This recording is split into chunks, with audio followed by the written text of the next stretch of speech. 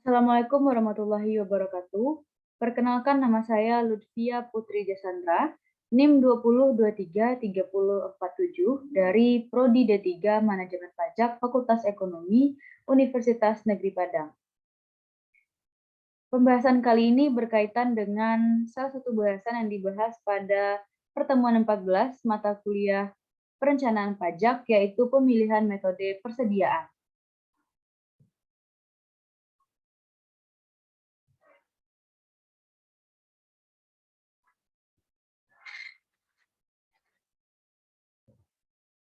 Sebelumnya, tentu kita harus mengetahui terlebih dahulu apa itu yang dimaksud dengan metode persediaan. Metode penilaian persediaan adalah berbagai cara untuk menentukan nilai total bahan dan produk yang masih dalam persediaan perusahaan pada akhir periode akuntansi. Ini adalah bagian penting dari perhitungan harga pokok barang, yang membuat total semua biaya yang digunakan untuk membuat barang atau jasa yang dijual. Ini juga dapat digunakan sebagai jaminan untuk menarik pinjaman dan dicatat dalam neraca organisasi sebagai aset lancar. Nah, apa sih pentingnya pemilihan metode persediaan? Yang pertama, metode persediaan itu mempengaruhi harga pokok penjualan. Jika persediaan pada akhir periode akuntansi dihitung dengan nilai yang tinggi, maka harga pokok penjualan akan dibebankan dengan biaya yang lebih sedikit. Nah, sebaliknya, jika penilaian lebih rendah, biasanya meningkatkan harga pokok penjualan.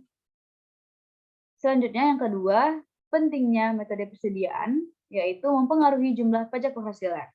Tergantung pada metode penilaian, nilai persediaan dapat digunakan untuk mengurangi jumlah pajak penghasilan yang dibayarkan.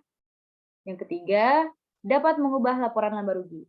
Penilaian yang salah dapat menyebabkan laba yang dilaporkan salah dalam 2 periode akuntansi berturut-turut, yang dapat mempengaruhi keputusan bisnis perusahaan. Nah, apa saja sih jenis metode penilaian persediaan? Yang pertama ada metode identifikasi khusus, yang kedua ada first in, first out atau yang biasa dikenal dengan FIFO, yang ketiga ada last in, first out yang biasa dikenal dengan LIFO, dan yang keempat ada weighted average cost yang biasa dikenal dengan WAC atau WAC dalam bahasa Indonesia. Yang pertama, kita akan membahas mengenai metode penilaian persediaan identifikasi khusus. Metode ini melibatkan penghitungan biaya setiap unit produk. Meskipun ini adalah cara yang sangat mudah dan akurat untuk mengevaluasi inventaris saat ini, biasanya penilaian ini sulit untuk digunakan karena hanya dapat diterapkan pada inventaris dengan item yang terdaftar dan diidentifikasi dengan jelas. Selain mendaftarkan setiap produk dalam inventaris, pengusaha juga harus dapat menentukan biaya individual untuk masing-masing produk. Yang kedua ada metode first in, first out, atau yang bisa dikenal dengan FIFO. Metode ini secara otomatis mengasumsikan bahwa barang yang pertama dibeli juga menjadi barang yang pertama dijual. Ini biasanya merupakan asumsi yang cukup akurat dan juga masuk akal dari sudut pandang bisnis. Kenapa? Karena menjual barang tertua dalam inventaris mengurangi risiko barang tersebut menjadi usang.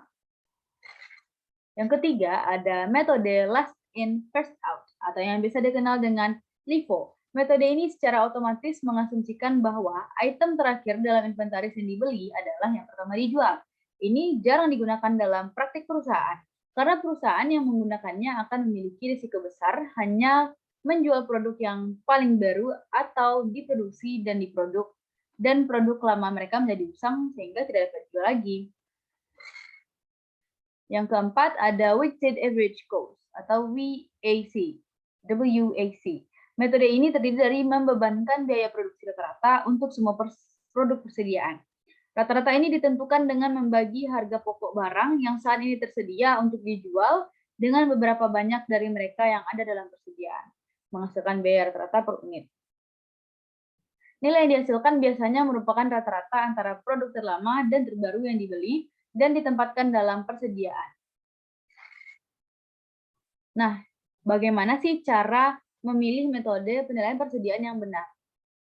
Saya sudah merangkum 6 kasus yang paling banyak dihadapi oleh perusahaan dan perusahaan sangat membutuhkan metode penilaian persediaan. Yang pertama, untuk menghitung HPP atau harga pokok penjualan. Jika seorang pengusaha memiliki tujuan lebih lanjut untuk menghitung harga pokok penjualan, metode FIFO dan WAC biasanya paling tepat, mengingat fakta bahwa sebagian besar bisnis berhasil menjual barang-barang tertua mereka. Metode FIFO mungkin merupakan perkiraan margin kotor yang lebih akurat. Yang kedua, untuk kasus mengevaluasi seluruh inventaris. Jika pengusaha ingin mengevaluasi keseluruhan inventaris perusahaan, maka metode WAC secara luas dianggap sebagai metode yang paling tepat untuk digunakan. Ini sangat disarankan ketika harga pokok produk berfluktuasi, karena dapat membuat rata-rata yang mungkin merupakan representasi yang lebih baik daripada nilai pasti pada titik ukur tertentu. Selanjutnya untuk kasus tujuan perpajakan. Meskipun jarang digunakan, metode LIFO ini mungkin dapat diterima sebagai cara untuk menghemat pajak penghasilan perusahaan. Namun, ini hanya berfungsi di bisnis di mana nilai inventaris meningkat seiring berjalannya waktu, seperti perusahaan yang menjual anggur atau jam tangan langka.